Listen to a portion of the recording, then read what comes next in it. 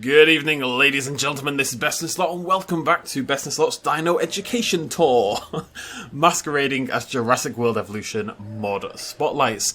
It has only been a little while since we did our last video on these, but there is a staggering 15 more dinosaurs for me to show you tonight. You're not going to show me any dinosaurs. Well, you can if you want, that would be nice. We are now up to 223. The number keeps climbing and climbing and climbing at a staggering pace. And the thing I'm really enjoying about this series is that I get to go and do research on all these dinosaurs, some of which I knew about already, some of which I definitely didn't, and bring you sort of cool stories from the history of paleontology. And that's actually the aspect that's exciting to me more. It's like a mini educational thing. If your educational teacher butchered the names of every single dinosaur. Right, so, that said, we're going to start with Cittapiti. Cittapiti? I'm going to go with Cittapiti, made by Echo Green. Now, this is one of Echo's older mods. It existed for a long, long time, and it's been remade as a new species. This is an oviraptorid, of course, as you can tell, from the late Cretaceous in Asia. Lots of well-preserved specimens and nesting specimens for this one. We have a very good idea of what it would have looked like. The camera hates me. And it would have been feathered. This is one of, as I say, Echo's older mods. So kind of, if you plucked it, it would have looked something like this. Now, the really cool thing about Cittapiti, which I believe is herbivorous, I'm hoping it is. It probably was an omnivore in reality, but its name is very cool. Its name means Funeral Pyre Lord, which sounds like something straight out of Dark Souls. And it's named after a deity in Buddhism folklore, the deity of cemeteries. And this deity resembles two interlocked skeletons wreathed by flame. And because the skeletons of Cittapiti were so well preserved, one of the skeletal specimens kind of resembles that Buddhism deity. It's a very, very cool name. Shout out to Echo. Right, next on our list is something from a brand new pack. We actually have two packs to look at today. This is Trackodon by HyperSGYT, and it's part of the Retro Wave pack. Now, the idea of the Retro Wave pack is dinosaurs from dubious and really just non-existent genuses, Genopods. So basically, this dinosaur doesn't exist. But I think it's a really cool idea for a pack. Now, for a long time, Trackodon was the quintessential duck-billed dinosaur. I think a lot of us heard that growing up, duck-billed dinosaurs. Not a word I'd ever say anymore, but this was the quintessential one. And it turns out, actually, the fossil contains specimens not just from, I think it was a Lambeosaurian of some form, but also teeth from, like, ceratopsids. Now, this was first discovered back in 1856. This was actually... This, and I think the others in the area, which we'll talk about in a second, were the very first ever named dinosaurs from North America, and it includes other dubious or discontinued genus like Trackodon and Dinodon. Lots of dinosaurs that don't exist anymore all got named back in 1856, basically. It's a beautiful mod, I've got to say, considering it's a non-existent dinosaur. The work has been put in. I love the skin patterning, the sort of black and white striping down the tail, always a big fan of that. And this kind of sort of veiny look here with that green underbelly is a little bit interesting. That long duck-billed snout there, a little burst of colour around the eyes. It's a beautiful dinosaur. It really stands out, and yeah, big fan of the skin work here. HyperSGYT does do consistently some of the very best work in this game, as far as I'm concerned. And they've done another mod. As I say, this is part of a pack. The next one is Monoclonius. So again, also doesn't exist.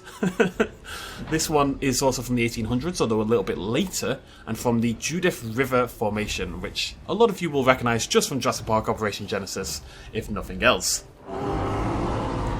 Now, most specimens of Monoclonius are now thought to instead belong to Centrosaurus, but in its time existing, because it existed for a long time before we decided, you know, it doesn't exist, so many different ceratopsids were assigned to Monoclonius as a genus. That's Chasmosaurus, a species so that was, Centrosaurus, Eoceratops, Aviceratops. Monoclonius absorbed all of them like some weird conglomerate monster, and then eventually they all got split off into their own individual species and genopods. I don't bloody know. Yeah, another very cool looking dinosaur here. Really, I'd say unique crest, but there are a couple of ceratopsids with very similar crests like this, that kind of folding down bone. Probably one of the ones that got folded out in the other way, but yeah, it's a lovely looking dinosaur.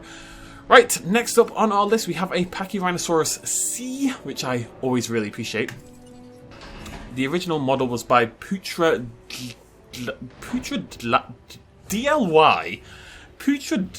That doesn't. Your mouth can't make that noise. That is a terrible name. Putridly. I'm going to call you Putridly.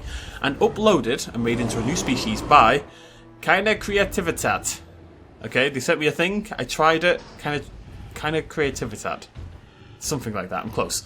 This is the thick-nosed lizard. Now, we've covered a lot of Pachyrhinosaurus in the past, so I can't really talk too much about it as a particular, interesting dinosaur. Pachyrhinosaurus does have more species, though, than any other Centrosauri, which is cool.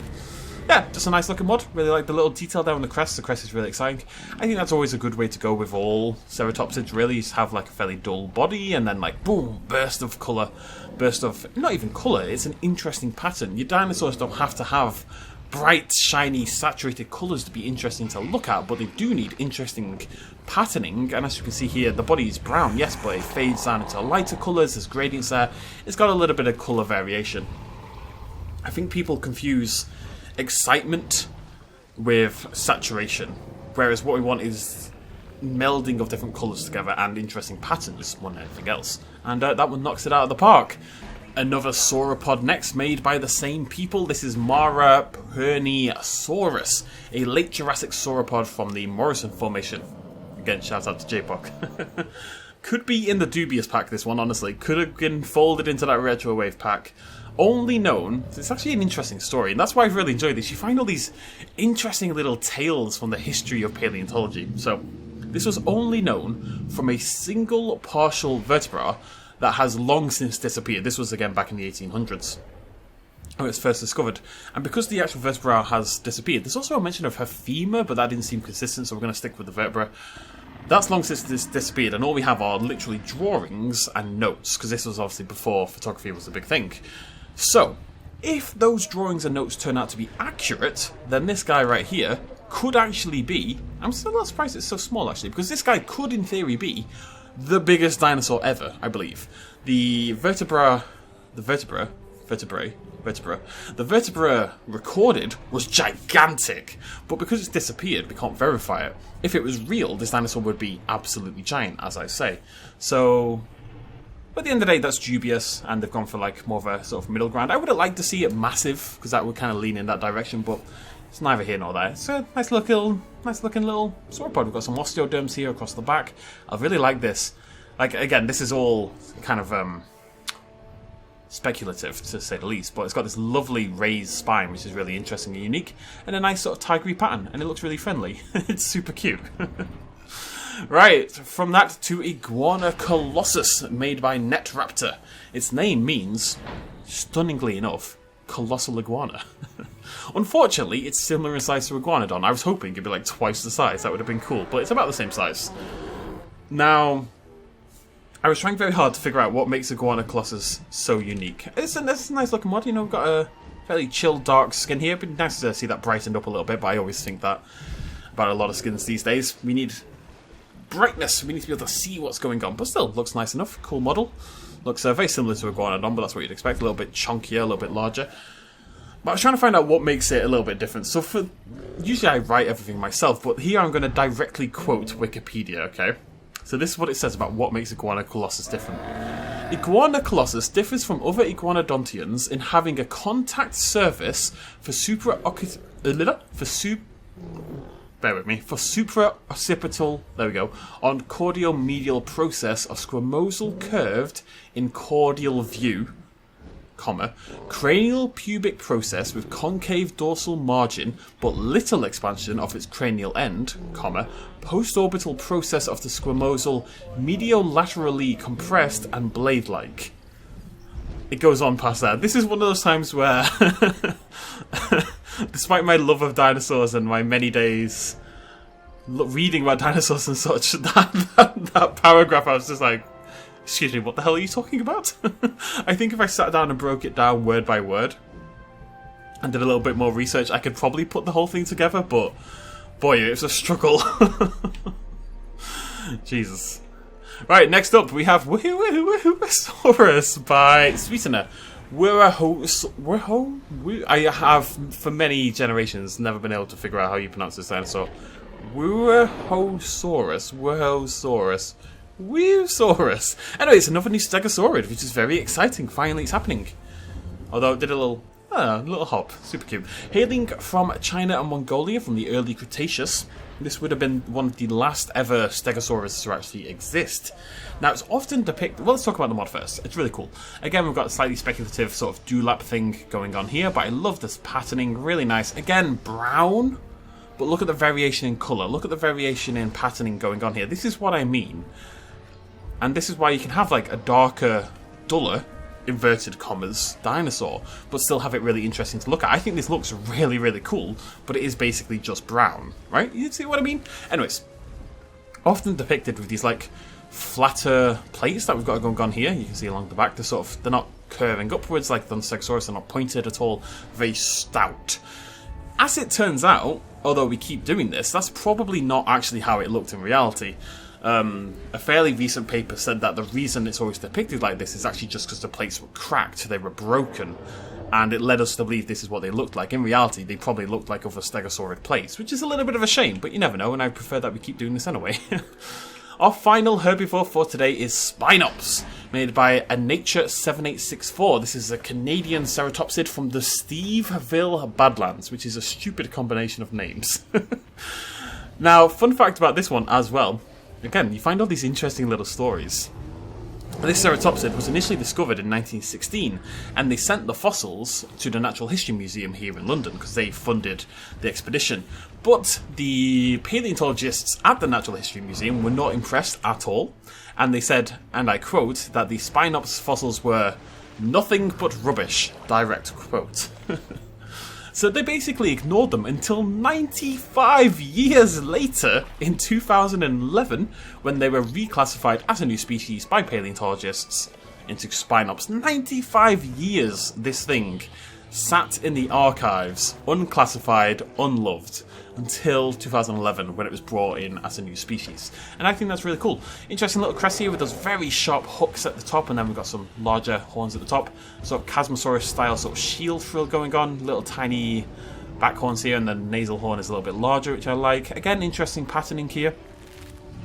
A little funky that the legs are different colours, I'm not sure on that, but the rest of it's very, very cool. What is that? What is that little spot of blue? It's throwing me off so much.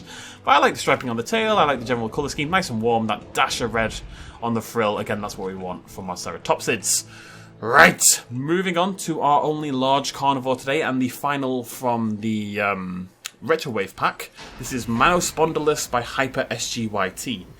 Another dinosaur with a really interesting story. So you'll notice it looks very much like a Tyrannosaurus Rex, generally speaking, in formation. It looks cool. It's got a really interesting... Again, it's mainly grey, but it's a really interesting, unique pattern. I love this lighter underbelly here, and then this lighter lower jaw as well. It really clashes with the top. Just looks interesting, unique, pretty cool. And now, this was identified, again, from a vertebra back in the 1800s. Most dinosaurs from the 1800s have been thrown away. And this vertebra, it turns out the vertebra belongs to Tyrannosaurus Rex, okay?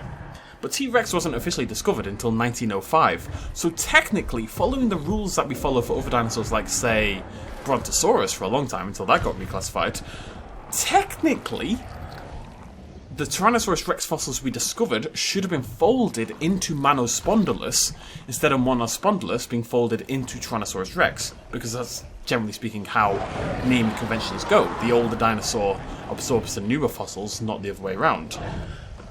But I think, generally speaking, what happened is that people decided T-Rex was a cooler sounding dinosaur, and they decided to ignore Manospondylus, basically. And then there were rules brought in a couple of decades ago that say that if a name has been officially used for at least 50 years, it can't be supplanted by a name that wasn't in use. And because Manospondylus has been designated dubious or non-existent in this case, T-Rex is now solidified, and Manospondylus will never exist, unless someone discovers a new dinosaur and decides to name it Manospondylus. But technically, it should be called Manospondylus gigas, it shouldn't be Tyrannosaurus Rex, which I didn't know about until today, so again, that's really interesting. I wonder if it would have been chosen as the lead dinosaur for Jurassic Park if it was called Manospondylus. Who knows? Anyway, it's a really cool looking mod. If you want like an alternate T-Rex, there you go.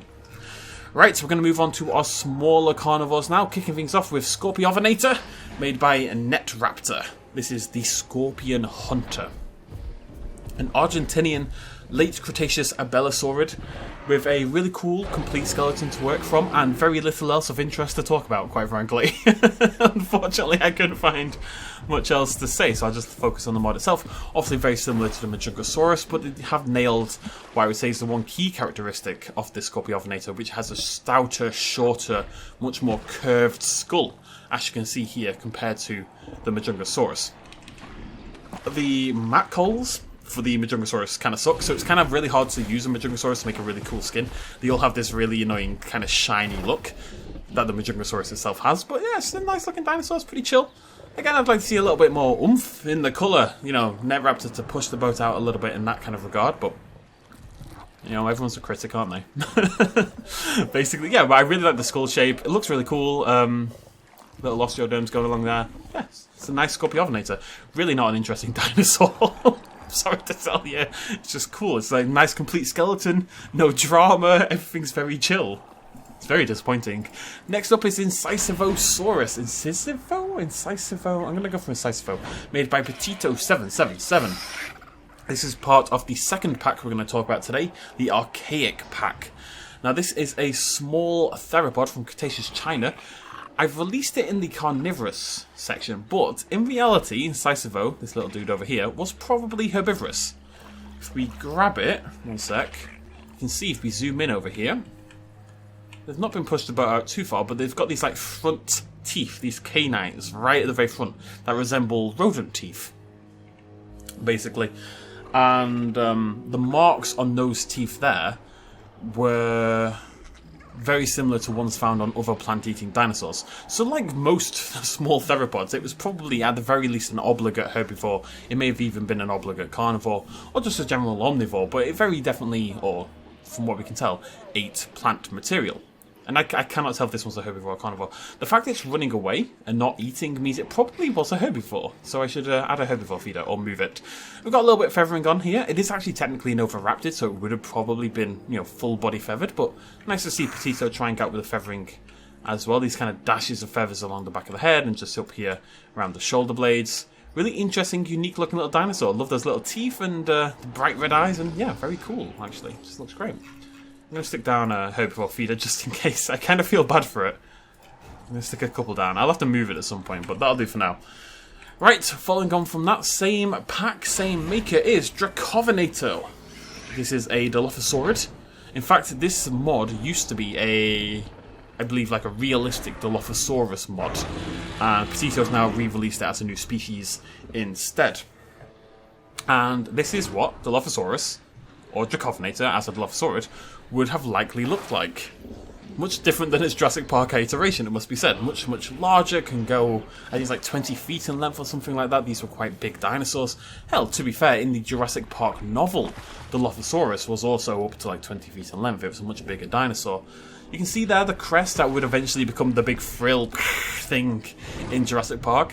I've got to say, this is one of my favourite mods. I always really liked this. I don't like this little jutty out bit here at the bottom, but beyond, I also wish it was more colourful. But I wish that a lot. I wish people did push the colour boat out a little more than it did. I've got to imagine the crest would have had spurts of colour there, but I really like the feathering. Petito's done a really good job on the feathering these days. And just the general body shape, and it looks very unique. It really stands out in Jurassic World Evolution. It doesn't really look like any other dinosaur we have in the game, and I really appreciate that, generally speaking. It is really unique looking. It kind of looks like a thingy from The Last of Us. A clicker. Which is sexy. Right, the final of our smaller carnivores then is Nyasasaurus. Made by Gorgon1112, also a cabbage. I don't know if they're the same person or cabbage and Gorgon work together. I honestly have no idea. Anyways, this is a really interesting little dinosaur. First of all, I love this mod. I don't know why I really like this one, but the skin pattern's great. I love these teeny tiny little bony spikes we have going along the back. These little bony spikes. There's something about this one. It's really cute, but stands out a little bit. I love the sort of brightness around the head, and then it fades out again into that sort of duller patterning on the body. Now, really interesting about this little guy, this is probably the earliest discovered dinosaur ever. Not discovered, this is the earliest dinosaur we've discovered so far. It's from the Middle Triassic of Tanzania. Now, this predates the likes of, say, Herrerasaurus. A lot of people think of Herrerasaurus as a very basal dinosaur, and it's because it was, but this thing was 15 million years before Herrerasaurus, which, again, puts into display just the vast quantities of time that we're talking about. This Herrerasaurus is super early dinosaur, very basal, and then this thing comes along and it's 15 million bloody years earlier. It's nonsense. Now, we're still kind of debating a little bit about where this guy does truly lie. Is it a basal theropod? Is it a basal sauropodomorph? Is it a dinosaur even? Some people say it's a dinosauriform. It's now a tree instead. Dinosauriforms are basically reptiles that include dinosaurs, but also things very closely related to dinosaurs. So technically all dinosaurs are dinosauriforms, but I think people are suggesting it's a dinosauriform, but not a dinosaur. It's kind of like all pugs are dogs, but not all dogs are pugs. You know what I mean? It's kind of the same deal. But yeah, really nice little mod. Earliest ever dinosaur, so if you wanted to make like a Triassic Park, we're actually getting very close. There's something like 10 Triassic dinosaurs knocking about, which is really cool. Right, 2 more to go. We're moving on to the non-dinosaurs. This video is exceptionally long already, which is one of the problems with all this information I'm trying to jam down your throat. Next up is Simosaurus by Petito77.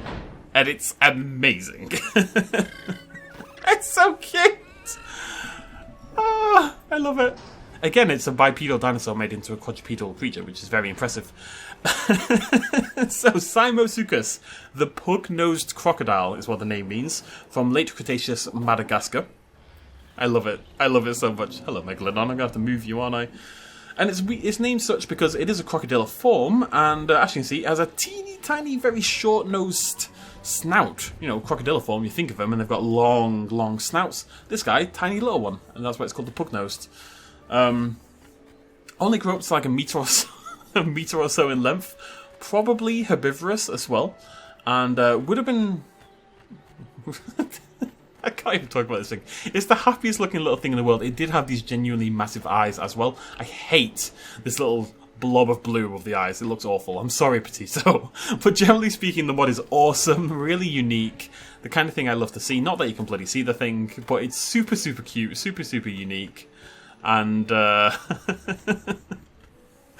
it's on a bloody mission to say can you get out of the long grass? Have you not seen The Lost World? There we go. Yeah.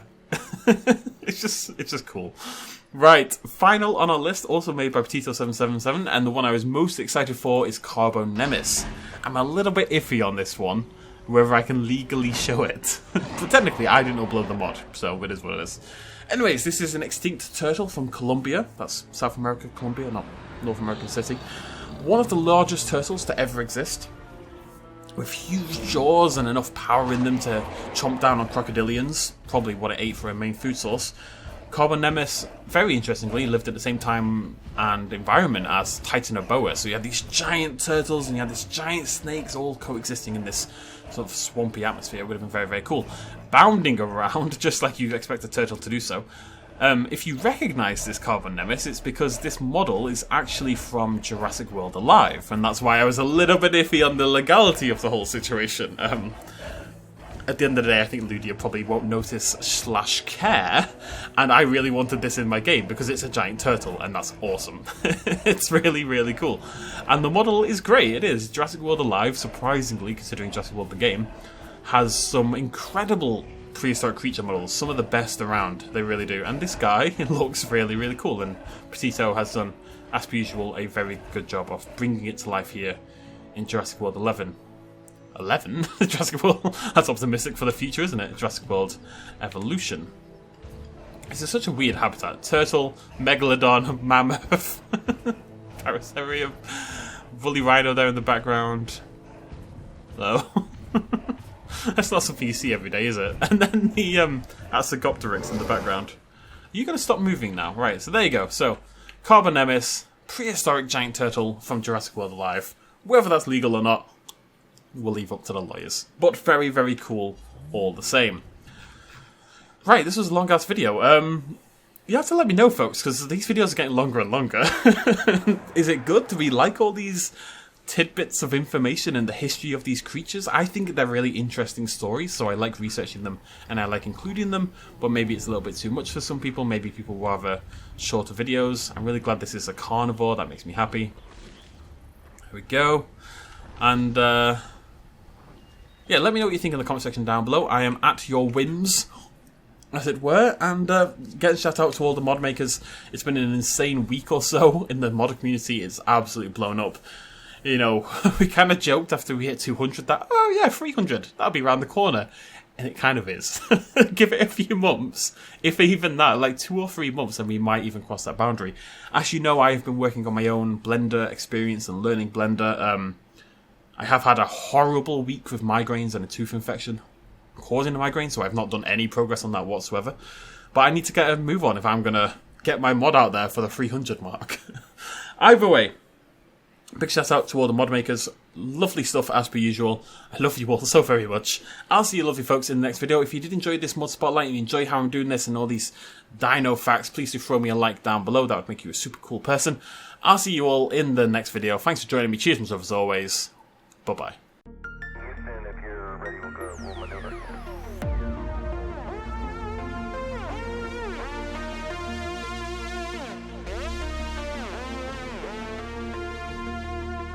Reaching out.